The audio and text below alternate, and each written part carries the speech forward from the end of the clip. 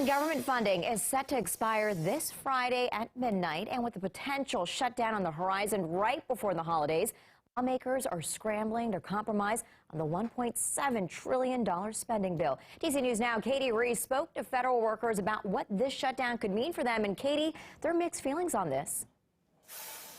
Absolutely. Good evening. Now, it's a bit of a toss-up. Some of the federal workers I spoke to, they're really worried about a potential shutdown, and others said this wasn't their first go-around and believe the government will resolve that shutdown before anything can happen. You know, you could be without for some time, but I'm not gonna worry about it. Hoping that it won't last forever. I've heard war stories about it. Early Tuesday, lawmakers proposed the spending bill for the next fiscal year, with compromises on funding to aid Ukraine, other defense matters, as well as aid for communities recovering from natural disasters. But some key points are causing a standstill for lawmakers, which has some federal workers and their families worried. It is always a challenge when 1 out of 2 people stop getting paychecks. So we'd obviously like to avert a shutdown altogether. One federal employee told me that some essential workers, like members of the military, will still receive paychecks if the government does shut down. Others say they'll likely receive back pay. But for contractors, some won't know if or when they'll get their next paycheck. It's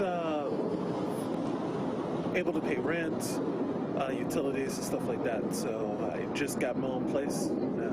Don't want to lose that, my first rodeo. Try to save what I have, and hopefully it'll last long enough until I find something else. Other federal workers I spoke to say they're not worried. Continuing resolutions, usually this is a political tactic, and typically we get our continuing resolution and we can continue working. It's been enough worry and scare with everything that's going on in the last 3 years.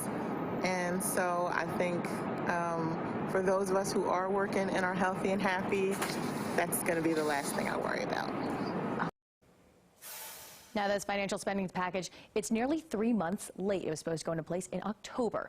And lawmakers now have until Friday to come to a decision. In the studio, Katie Reese, DC News Now.